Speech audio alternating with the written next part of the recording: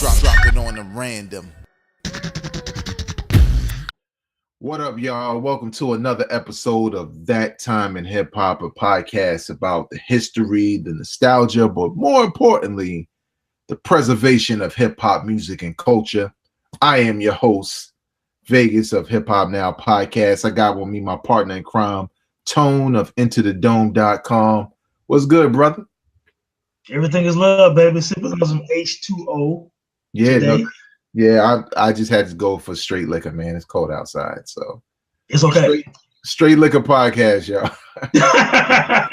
But yo, if you're listening for the first time, welcome. If you're watching for the first time, welcome. Please know that this podcast is available not only on YouTube as a video where you can subscribe and be updated every week on this podcast, but also on an audio stream wherever you listen to podcasts, whether that be iTunes or SoundCloud. Just look for the Hip Hop Now podcast feed and you'll find That Time in Hip Hop. We got a couple of shows under our belt, man. So there's a lot of history you can go back to and listen to or watch and get really caught up on the events and the rumors and the statistics and the facts about things that happen in hip hop, from albums to artists to events. And we got a really dope show for y'all today. First of all, I want a quick big shout out to the homie Kill 889 and Apartment 5B podcast. Me and Tone appeared on that podcast, man, and it was dope. It was about the years, our top 5 from 1988, from 1998, and 2008. Top 5 albums. We all gave them on a panel of hip hop fans and whatever tastemakers, whatever you want to call them. And we also got into a nice debate about Black Thought as an MC, as an artist. So you definitely want to check that out. The audio version is available on the same stream. But if you want to see us in person do our thing, just look for Apartment 5B podcast on YouTube and check it out, man. But we're gonna get right into what we do here on That Time in Hip Hop. And Tone, we like to do this thing, right, called This Week in Hip Hop. And this one was so juicy, I could not pass it up. I mean, there was a lot of birthdays this week in hip hop. There was a lot. It was a bunch of shit this week that I was like, damn, I should use that. But then when I thought about this, I was like, nah, this has way too many layers. We are both way too connected to it as fans. December 4th, 2001, JayZ's birthday, but also, and more importantly, the day Nas dropped Ether, the diss track against JayZ. Tone, Ether drops on JayZ's birthday. You hear it. What are your thoughts? Oh, man. Well, first things first. Let me keep it honest. When we first heard Takeover, 9/11, I believe, when Blueprint 1 dropped and the full version of Takeover dropped, a lot of people thought this was MC Shan and KRS-One all over again. A lot of people was like, even though Nas is great, and Nas is my favorite MC, but when I heard the Takeover, I was like, shit, damn, Nas, you're going to have to come back from this. Yeah. It's like Ric Flair finger for a leg lock. You know what I'm saying? And Jay was at the height of his powers on Blueprint 1. You know what I'm saying? So fast forwarding up to his birthday, when Nas, I guess, strategically dropped Ether on December the 4th, then I was like, my man from Connecticut called me like, have you heard Ether? I said, yes, sir, I just heard it. And that's when it's like, okay, Nas is back. Mm-hmm. And I knew that was going to set off probably the best hip-hop battle of all time, because a lot of casual fans, they think that Nas and JayZ battle was Takeover versus Ether. And it's not. It's subliminal all the way back from Volume 3 for JayZ, and all the way back from, really I Am, when We Will Survive, with Nas taking a little shot at JayZ to claim to be New York's king, but it's not about that. So, fast forward to The Bridge 2001, and, Still Matter Freestyle, and JayZ had People Talking, and Nas had Star Wars, and, You're the Man, and JayZ had the Blueprint 2 title track, and the list goes on and on. But I say all that to say, Ether was the song that said, okay, this is going to continue for a while. Yeah. And when a song started off JayZ, you just kind of sit back with your popcorn and getting ready to roll, man. And that was a resurgence of Nas. That was a resurgence of Nasty Nas with Stillmatic coming. And again, it kind of like shadow posted, like, to me, two heavyweight MCs actually battling not one or two tracks, but a time period of years that they either took subliminals up to real diss tracks. And, you know, Ether is vicious, even if you don't necessarily like the song. Some people love it, some people don't like it, some people think it's overrated, underrated. But the impact of Ether is legendary. Yeah. Because you had the number one MC at the time being dissed by someone that he actually admired, and looked up to, and has shown love to on 3 or 4 previous albums.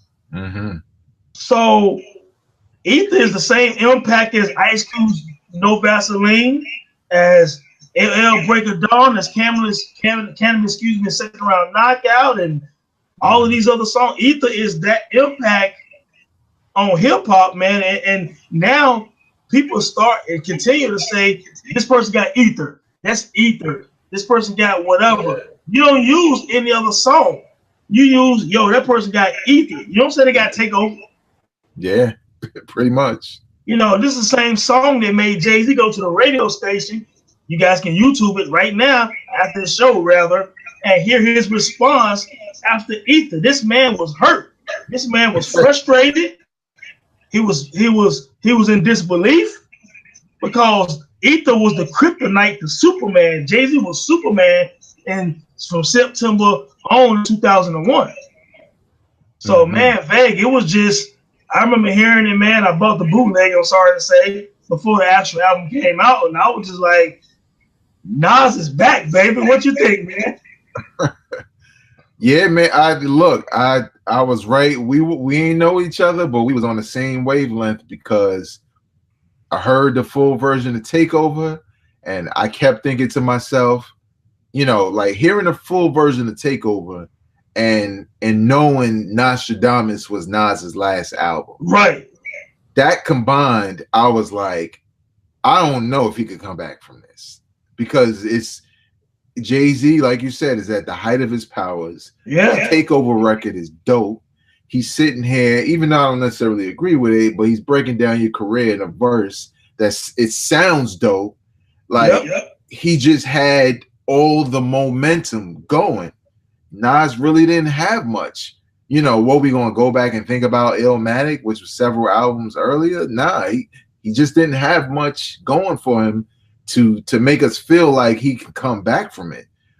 And man, the minute I heard, you know, the Ether, I was just like, it was just onslaught after onslaught after onslaught. Yes. I think what made it more potent for me and like my group of friends is, I felt like, I was like, yo, Nas was talking to cats in the streets, because I don't know if this was happening everywhere, but I know that, especially within my circle of friends and a couple of people I knew, you know, Nas was saying shit that we were already saying.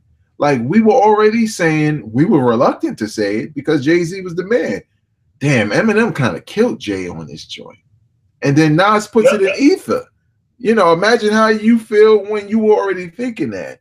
Imagine, you know, you know, Jay went from hanging the cane to Big to Irv, and Eminem murdered you on. Like, we knew this. So, like, I felt like, you know, with the personal attachment, you know, I felt proud, because, you know, I felt like, yeah, you know what I'm saying, the homie got his swagger back.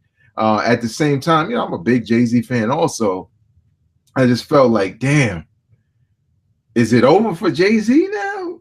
You know what I'm saying? Because I know how finicky fans could be. You know what I'm saying? Like, everybody loves Nas now. Are they going to all of a sudden hate JayZ?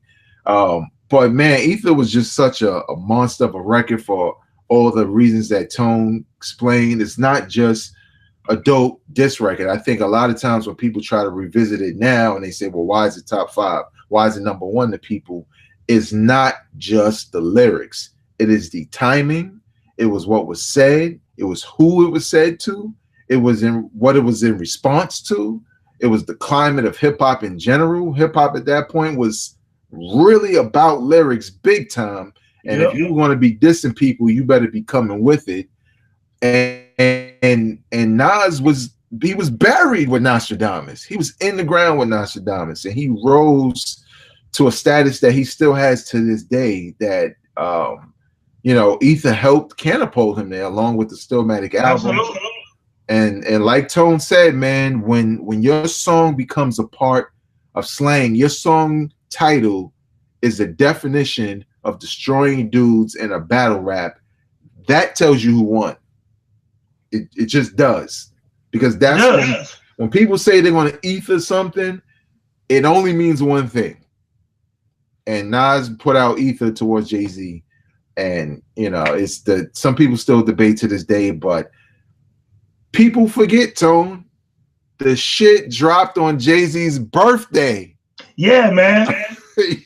But real quick though, happy birthday to the Jigger Man though. To JayZ. Because I'll be remiss in my duties if I didn't admit that JayZ is one of the greatest MCs of all time. Absolutely. And probably the greatest rapper in terms of his overall career. So let's not get it twisted. I like Nas better, it's not a secret.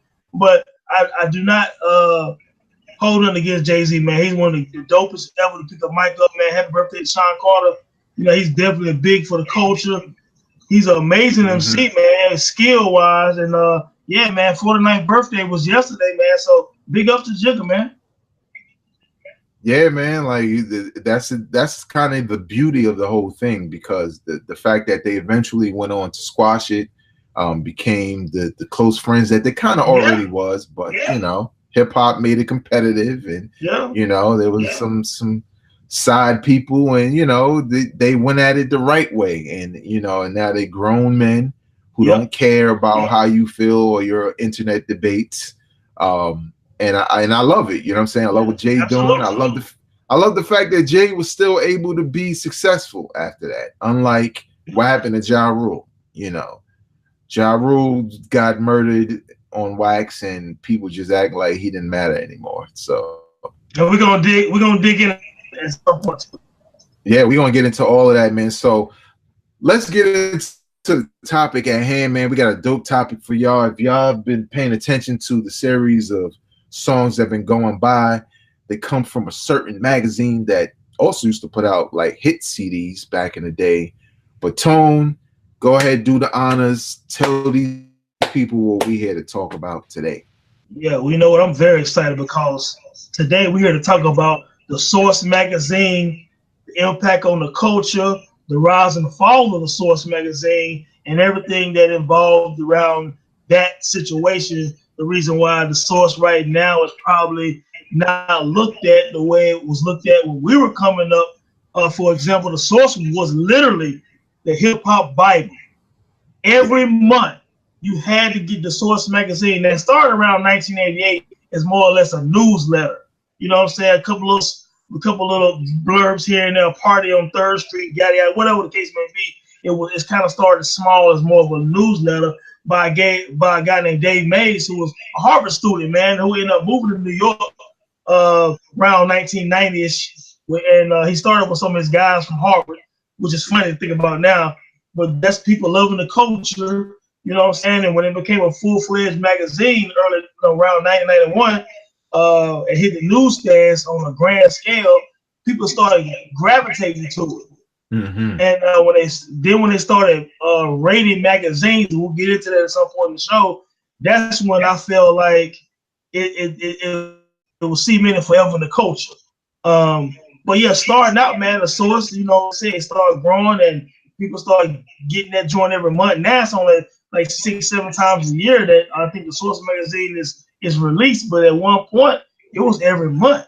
And at one point, it was the only real publication with that kind of steam and that kind of energy. So It was a big deal, man. And over the years, man, it touched politics, it touched religion, it touched culture in terms of style and dress and lingo. And at some point it started touching other countries. You know what I'm saying? And you will see MCs and artists and just graffiti and everything from other countries. So the Source was indeed the Bible of hip hop. But when you get too much personal ambition, I think, and personal situations going on, you can ruin a great thing. And I believe the Source magazine at some point started deviating away from its focus and started getting too personal with regard to other record labels and artists and stuff like that. And it turned into a mess to me.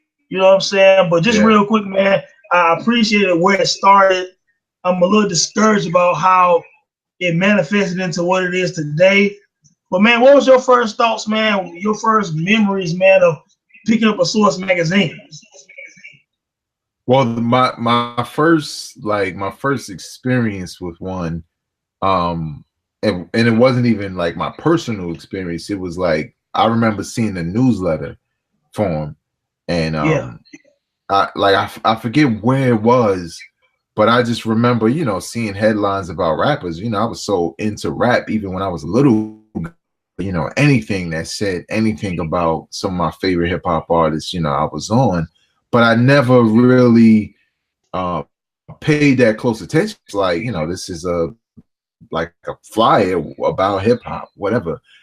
It wasn't until probably the early 90s when the magazine was starting to grow, and I would, you know, being in New York City, is, you know, there's newsstands and the train station and stuff like that, and you walk past and you see your favorite artist or artist, you know, just a rapper on a cover of a magazine that's not Word Up or Right On, and it's called The Source.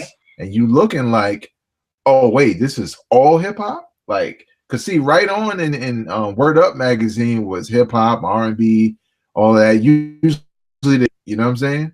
And I just wanted to get to the hip hop, so to see the Source magazine on stands and know that it was all about hip hop, you know, I used to be thirsty for it. And the first time I was able to buy one, I don't remember what issue it was, but I just remember, man, I was just going through it like a fiend, you know, just trying to absorb whatever information was there, like, you know, whether it was about albums versus knowing more about an artist. It just felt like something I wasn't getting from hip hop that The Source was providing.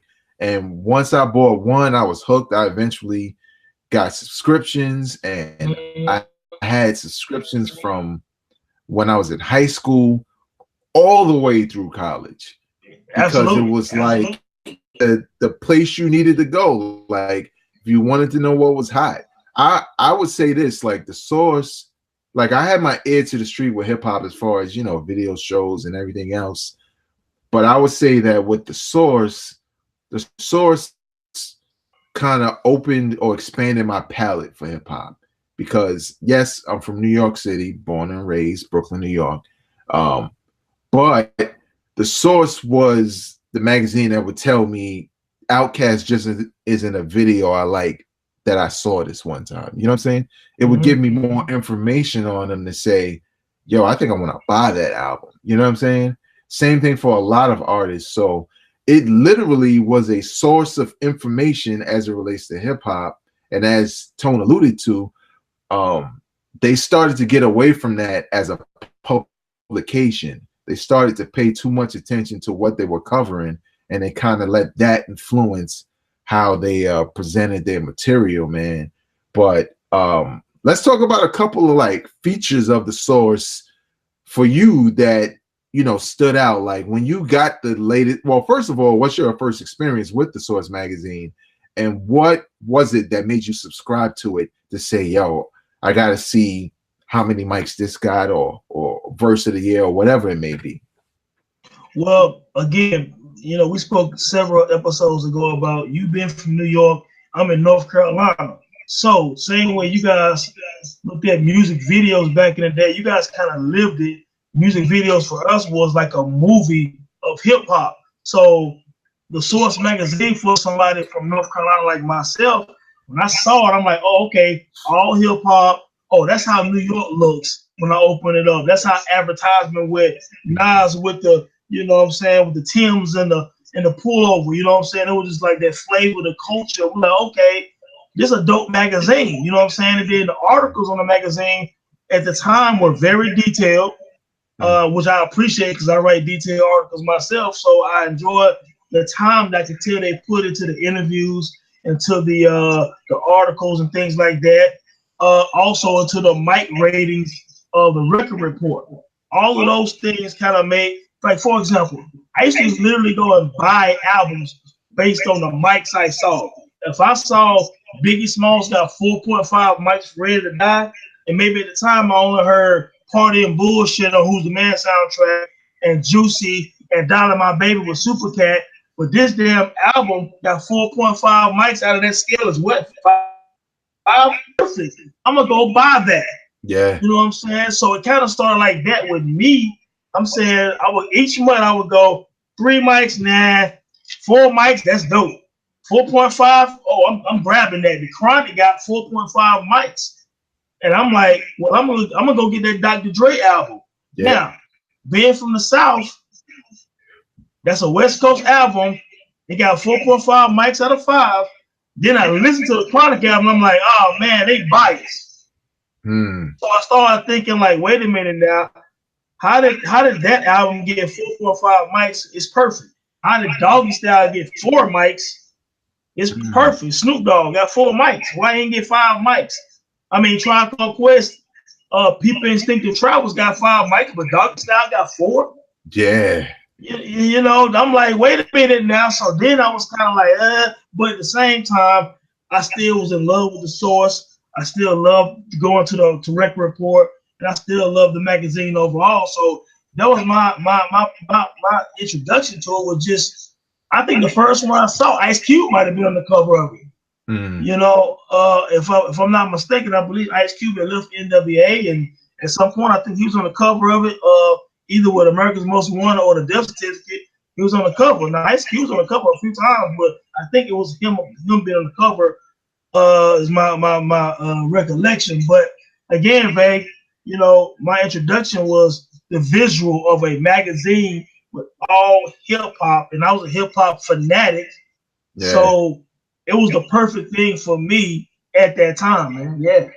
And you know what's crazy too, like, you know, as a magazine, you know, obviously there's album reviews, there's articles with the artists, there's Rhyme of the Month, there's the Record Report, like you said, but people may have forgotten or don't know that that's also where the cartoon The Boondocks came from. It was in The Source magazine originally.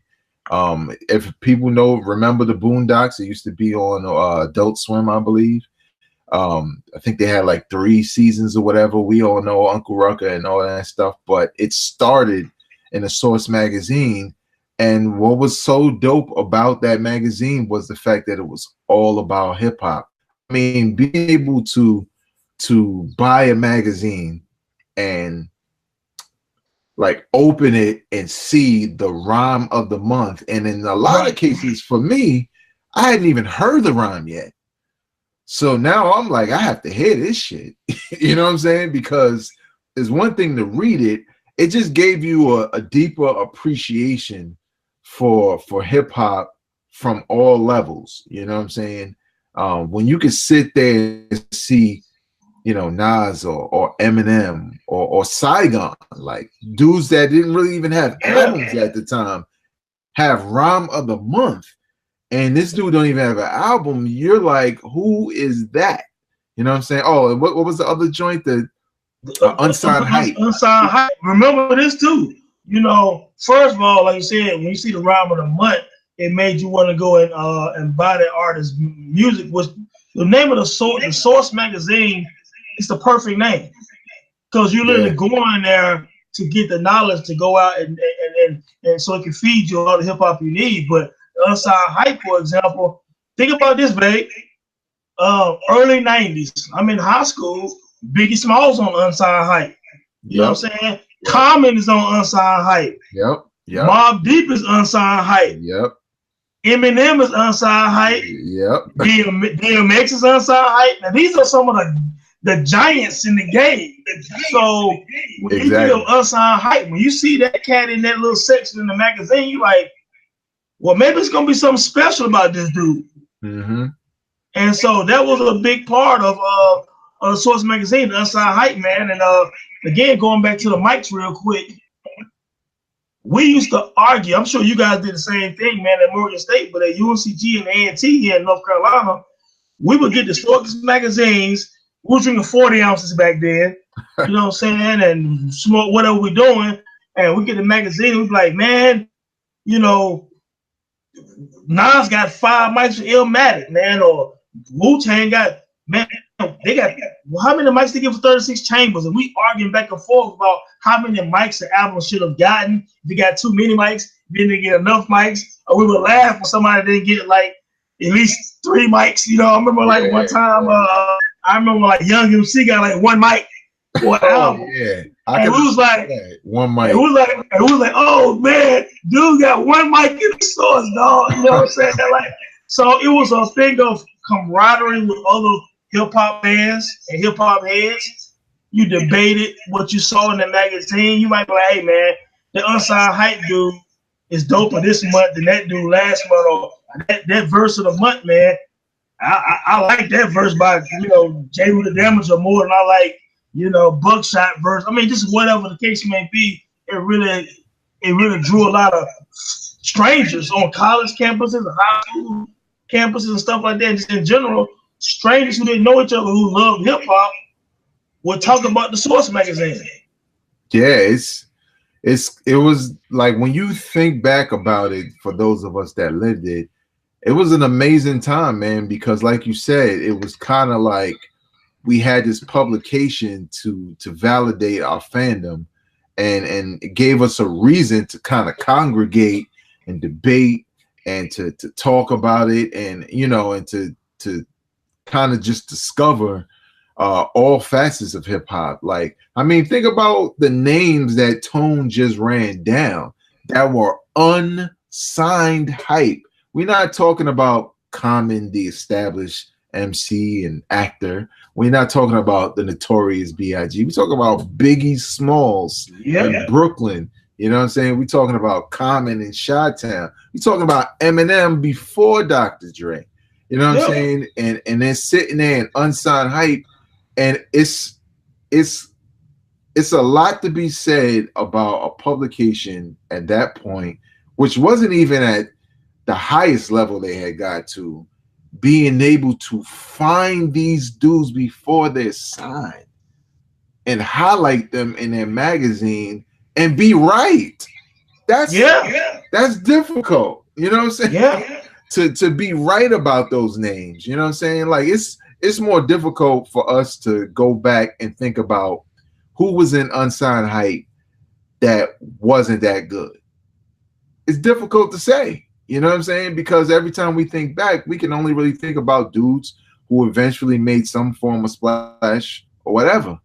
But it's just crazy now. Tone, because of the success of the Source and the power it had over the hip hop community, especially in the mid to late 90s, you know, you saw like a lot of competition pop up. Now you had exclusively rap mags popping up all over the place, from rap pages to even Vibe kind of dab it more so than any. What did you think about the other publications? I mean, we know XXL eventually came and it became a whole nother thing.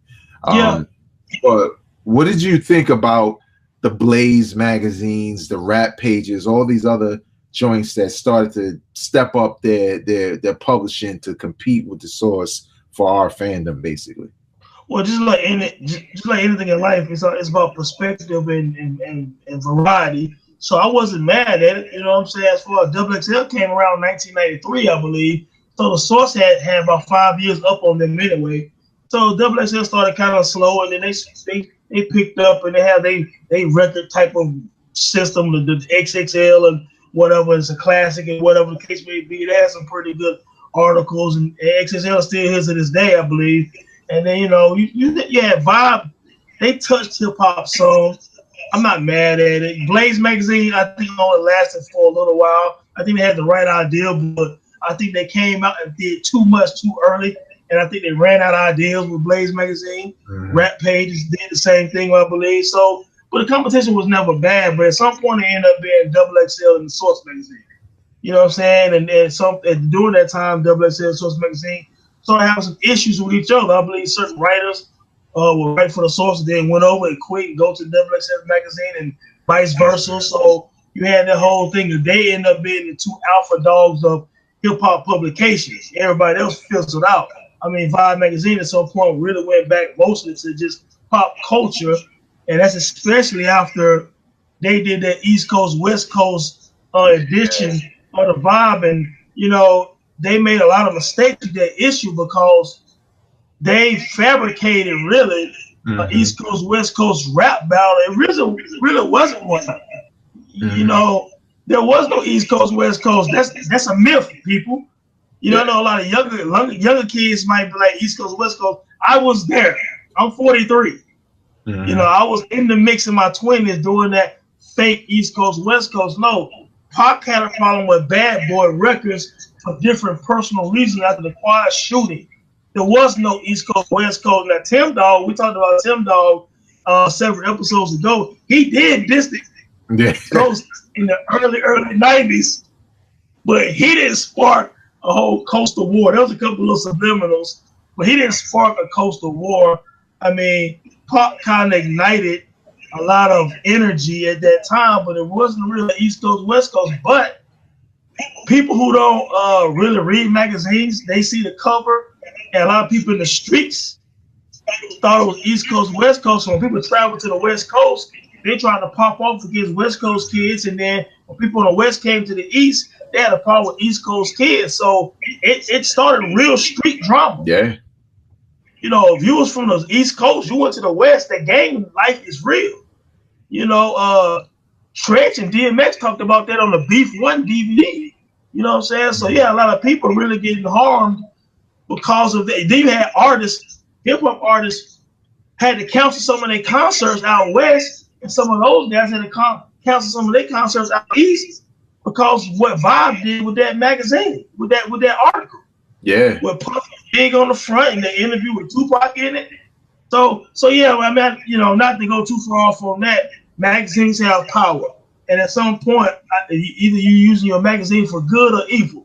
You know what I'm saying? The Source magazine at some point just kind of leading into what I felt like their downfall was, you know, I felt like Benzino, who is, you know, was one of the owners of the Source or whatever later on after Dave Mays and everyone, he got into a rap battle situation with Eminem, who of course is sponsored really by Double XL magazine, Interscope, and all of this stuff. We'll talk about that another time. I felt like he spent too much attention on releasing this Eminem tape with him saying something about his black ex-girlfriend when he was in high school, some racial slur, something like that. And then he made diss songs, and some of his people made diss songs that you pull Eminem in, and Eminem ended up suing the Source for defamation of the character, and then the Source at the same time, you know, started having a problem with one of their editors, Kim Osorio, and she ended up being fired, and then she sued the Source and came back to the Source, and they lost millions of dollars in, like, you know, frivolous things and lawsuits and just mismanaging the magazine. Yeah, you know what I'm saying? And that kind of led on into them not having the best articles anymore. It been a bunch of advertisements in it because I think you're starving for that paper. I get it. You know, it lost the essence of what we remember the Source magazine being. And it almost turned into like a version of Love and Hip Hop before VH1. You know what? That's probably the perfect analogy, because I remember when all that was happening, and I was already starting to feel like the Source was slipping from what we knew it to be. And I remember I opened I didn't even buy the shit. I just went in the supermarket and I opened the Source magazine, and no lie, it was like 4 pages of an advertisement Absolutely. featuring the mighty RSO, and I was like, yo, Benzito's influence is destroying this magazine, because why do I gotta flip through 4 pages of advertisement? And look, we all know this too. Then they kind of devalued the mic system, which was but remember this though, Vay. Speaking of RSO, the Benzino group, the Made Men, came up with classic and limited edition. First, let me say this: these Boston guys, I believe, it was a good album. Okay, fine, it was a good album. It had good production, but Benzino gave classic limited edition 4.5 mics. Ooh. Now let's remember 4.5 mics. Let's look at some names. The original mic for the death certificate was 4.5 mics. 36 chambers, 4.5 mics. The Crime, 4.5 mics. The Infamous, 4.5 mics. Chronic 2001, 4.5 mics. Now, they went back and changed these albums to 5 mics in a later edition. Now, 4 mic albums, The Score, Scarface The Diary, JayZ Reasonable Doubt, Tupac Me Against the World. They ended up making all these 5 mics later. But classic limited editions by RSO, Made Men, Benzino got 4.5 mics in the source. That was so biased. We was already mad down South Bay, me being in North Carolina, when Outkast got 4.5 mics for Southern Player Listed. That's why Big Boy said on the Quimini, I gotta hit the source. I need my other half a mic, because the Southern Player Listed Cadillac Music was a classic, right? You know what I'm saying? Yeah. So Southern Player Listed got 4.5 mics. ATL's got 4 mics. So we was pissed off. Down south, we was like, you giving Outkast 4 mics, you giving Scarface 4 mics, you giving all these dope down south artists 3.5 mics, and you giving these dudes in New York 4 and 5 mics for everything. You know what I'm saying? So we were pissed off about that. And then you fast forward, babe, to 2005. I get a phone call, and I don't like to drop no names, but a friend of mine is a producer. He's from a group called Little Brother down here in North Carolina. If you heard of Ninth Wonder, he's a friend of mine. I remember speaking to him on the phone when Benzino and The Source was going to move the Minstrel Show's mic-in from 4.5 to a 5. They got called out on it, and they had to leave the Minstrel Show 4.5 mics. I remember listening to the Minstrel Show in Ninth's car before it came out. I said, dude, this is a classic. Not because I know you, because y'all put work in with Jude Fontaine and Pooh. When the album was listened to by the Source guys, the panel was given the 4.5 mics. Benzino tried to change it to a 4, and they said no. The guy that was doing the editing at the time ended up quitting. Wow. These are facts. Wow. You know what I'm saying? We'll talk more offline about this. So they changed it to back to 4.5 mics. A few months later, they gave Lil' Kim the Naked Truth 5 mics. I remember that. And they said it was because Lil' Kim's boyfriend had a relationship with the cats from The Source magazine. The Naked Truth got 4.5 mics, but the Naked Truth wasn't better than her debut album, Hardcore. It was not. It wasn't even better than La Belle La Mafia. It was not. Which got 4.5 mics in The Source.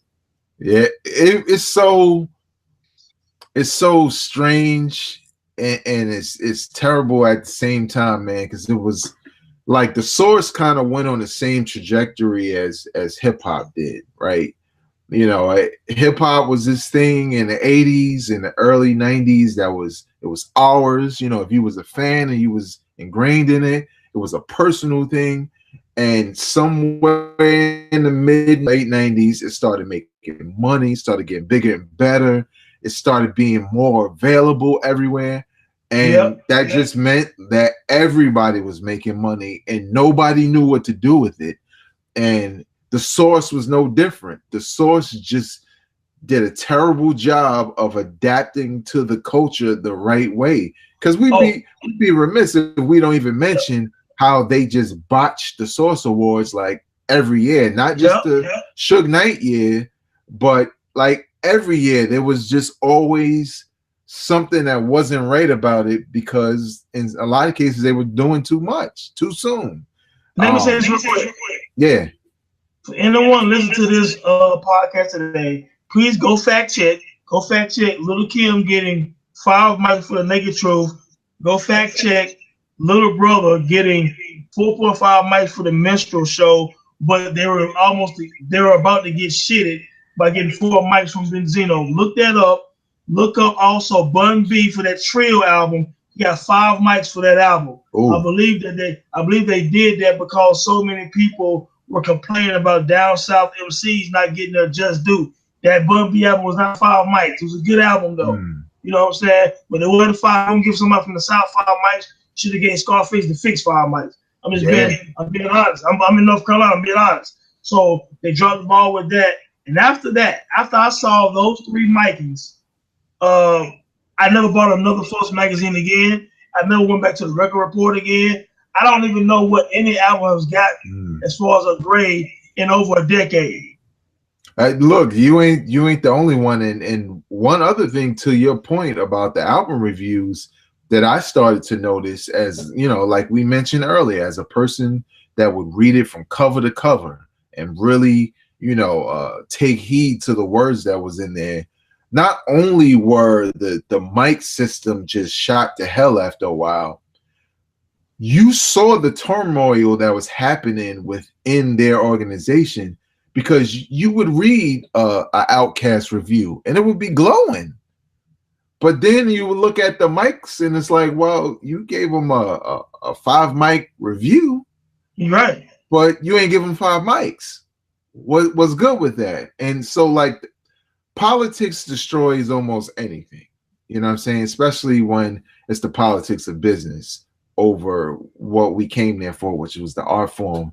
So it just became such a terrible situation. And I think what made it easier for some of us hip hop fans to like rid ourselves of the Source magazine was the fact that XXL had started becoming what the Source used to be. Absolutely. You know what I'm saying? And it felt like, oh, well, now the Source is trash. Now we go over here and, you know, we look at these mic ratings. We go here to get the authentic hip hop, you know, the authentic interviews. And, you know, it was more like pick a side. And even though the Source magazine still exists to this day, it is nowhere near what it was back in the 90s. Like, not even close. And that's not just because XXL is like that, but that's not just because of the internet, the rise of the internet. That's just because they lost that integrity that they once had. And it may be a better situation now, but that's gone. Like that integrity, what we knew, everything me and Tone talked about when we opened those pages and we, you know, read the album reviews and looked at the mics, or we looked at, you know, the verse of the rhyme of the month or whatever, the quotable, hip hop quotable. All of that was lost. We didn't care about any of it because when we looked at it, we felt like politics is behind this. Money is behind this. Benzino's behind this. And it was like you said, man, I think you said it best. It literally became a soap opera, love hip hop, magazine wise. And I think really if they were ever, as long as Benzino's not in charge, if they were ever to do like a Netflix show like on the history of the Source magazine, it would be dope because of the rise and fall, man, of the Source magazine. And you know, we can say everything that Benzino did and all the controversy that happened, with the Source magazine around the early 2000s or whatever. Do you think it was inevitable mainly because of the fact that, you know, blogs kind of became big and, you know, now we get our source from being in forums with other hip hop fans and what we find across the internet, and like there was just never going to be a way a magazine like The Source could survive, or even XXL or any of them? Well, just like anything else in life, evolution, change is inevitable. So at some point, you cannot do 15, 20, 25, 30 years ago. You will have to adapt to technology and adapt to the times. So yeah, at some point it would fizzle out. and they did. You lose certain employees and writers, and some of the artists became a little more bland. The mic rating became very short. It was kind of like a rush through job at some point, and they weren't the only ones. XXL and other magazines did the same thing. So you were battling bloggers. Some bloggers are very good. You are battling different websites like ours. And to a degree, like I think some of us have content that can rival people who are a lot more famous, a lot more rich than we are. You know what I'm saying? And it's just opportunity. So I think you're still fighting against variety. So I think some of that would have happened. I think it would have happened slower if they would have continued on the path they were on before personal vendettas and personal situations where you want to big up your own artists and your own brands and stuff like that instead of still being for the culture. Yeah. You know what I'm saying? And I think that was one of the things that hurt the Source magazine. And they couldn't bounce back from it. At some point, then Zeno and some of the people who were around at the time all resigned. They all left. Yeah. And you kind of left this shell of what was once great. And I take no pride in saying, and even having this episode, because I was such a huge fan of the Source magazine, and I'll always give it its proper respect in terms of being that first go-to hip hop, Bible dictionary. It was that, even when you go back and look at the Source 100th magazine, LL Cool J on the front with the 5 mics, and there it had the 5 greatest MCs, 5 greatest beats, 5 greatest groups, 5 greatest albums. That was an amazing episode. I mean, not episode, but amazing magazine for that month edition. I mean, the Source has done it all. You can go back and savor a lot of them. The good thing about life is you can go back and look at some of those old magazines, which I did, that I wish I had it with me right now. I was at my cousin's house the other day, and he had a box in storage with hundreds of Source magazines. And we was opening them up from the 90s and looking at them and just reminiscing on certain MCs and mic ratings on the record report and articles, and we had a good time doing that. So man, the Source will always be forever embedded in the culture of hip hop. The Source Awards, people know that the most famous ones, of course, was Suge Knight told artists to come to Death Row, and and that was the same episode where the same year when Bad Boy did a full showcase and Death Row did a full showcase, and Bone Thugs did the introductory of Bone Thugs when they did like 4 or 5 songs, and the New York crowd did not make any noise. You know what I'm saying? And just a bunch of other legendary things that happened during that Source award. You know what I'm saying? So yeah, man, it's embedded in hip hop, man. I think they dropped the ball. It's unfortunate, but all good things come to an end, man. Yeah, I totally agree, man. Like the Source magazine, regardless of how it ended, still, a part of hip hop history. One of the big reasons why we're doing this show right here, because the Source was a major part of the rise of hip hop.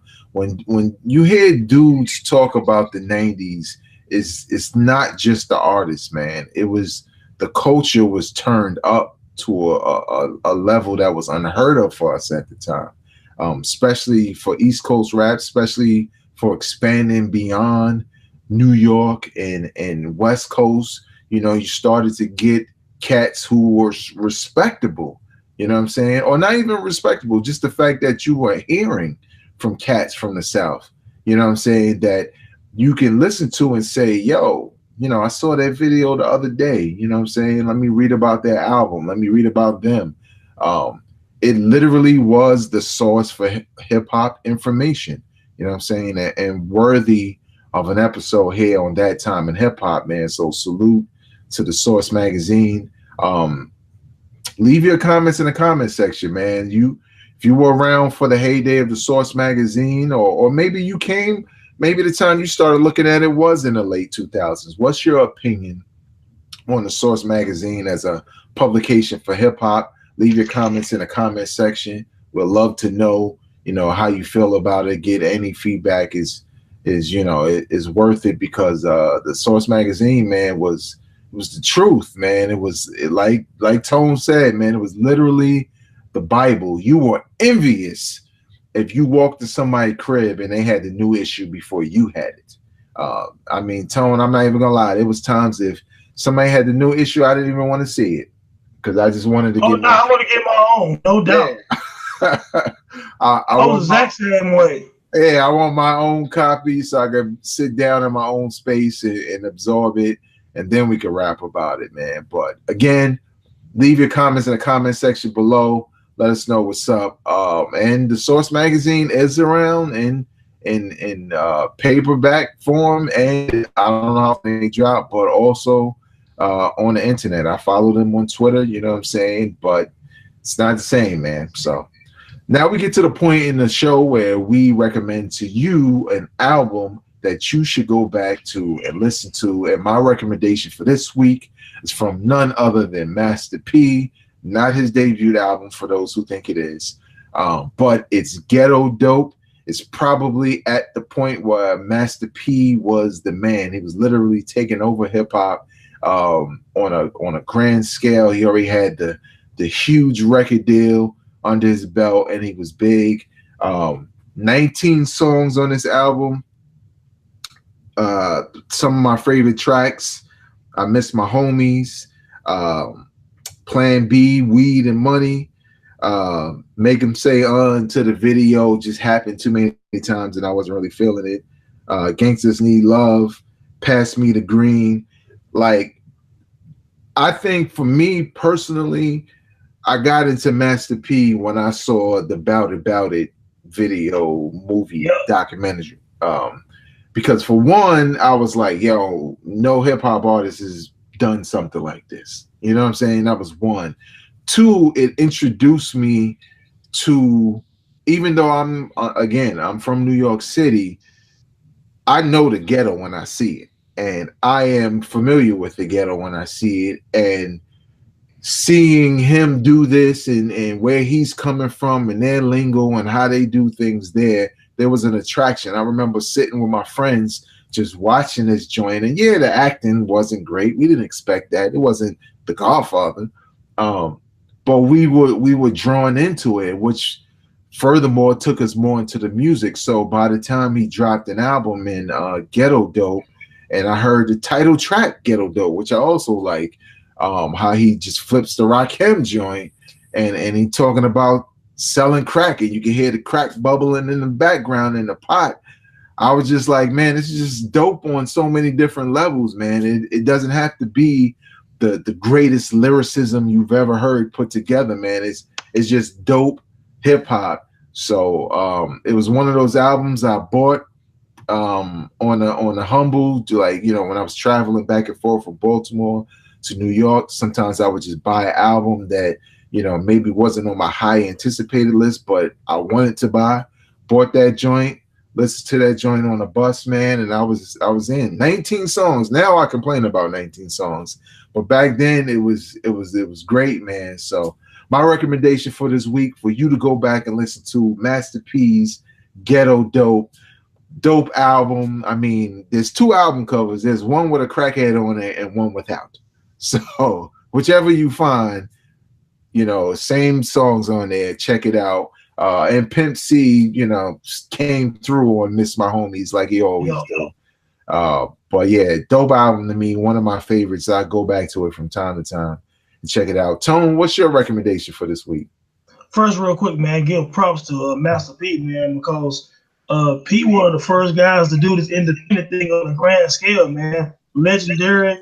Ghetto D was a dope album. It's my favorite Master P album. It came out in '97, I believe, same year as my recommendation came out in.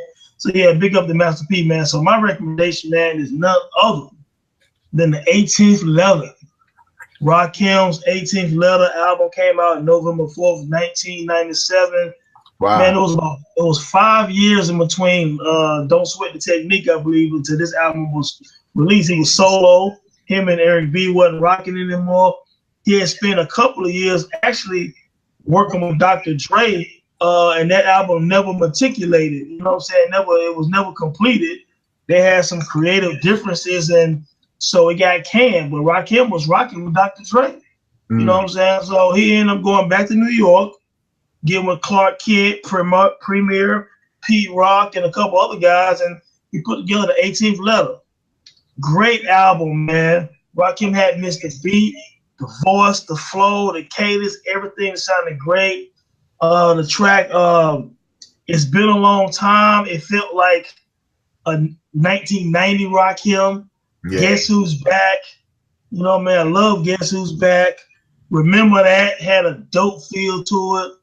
The saga continues with Pete Rock. Then he had one of my favorite hip hop songs of all time. It's called Who Is God? And I mean, I'm gonna tell you, it's about a 5-minute song, man. And it's some scientific Big Bang Theory / I don't know what to call it, man. Amazing writing.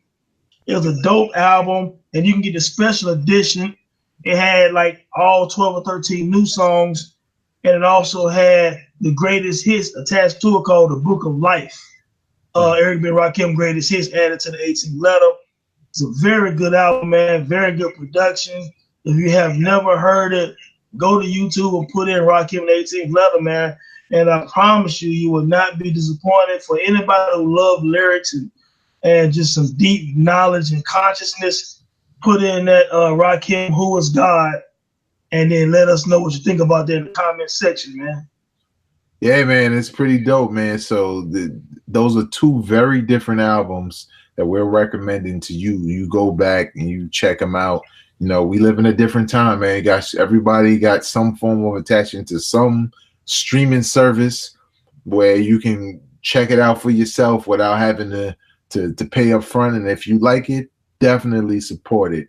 But that's going to do it for us for this time in hip hop. You know what I'm saying? We hope you enjoyed the show. We want to know what you think, so leave a comment in the comment section below. If you liked it, hit that like button. If you really loved it, hit that subscribe button, because this is a weekly podcast, and we are probably up to about episode 23, I would think. So there's a lot of hip hop knowledge there that we've done, from movies to albums to events in hip hop, artists that you don't think of, like Tim Dog. We really go in, man. And we got a whole list of other areas that we're gonna tackle, man. So stay locked in by hitting that subscribe button. But more importantly, share it with people you know enjoy this kind of content, because a lot of people are still hip hop fans, but they just don't feel like searching for things. So when you share something, that's their gateway to say, oh, well, I'll check this out because this is what I'm into. Please know that you can hear more from me on my podcast, Hip Hop Now Podcast, which is available wherever you listen to podcasts. Not only can you hear that podcast, but you can also hear the audio version to that Time in Hip Hop. And if you like to read sometimes, and you want to read something that's potent the way The Source used to do it, go check out the homie Tone site, intothedome.com, and read the articles. He just did an article on Black Thought, breaking down Black Thought as an MC, the listening experience that you get when you listen to a Black Thought verse, let alone the song, is very dope. That's at intothedome.com. Until next time, y'all, on behalf of myself, Vegas, and a homie Tone, go out and support hip hop. Peace. Peace. Drop it on the random.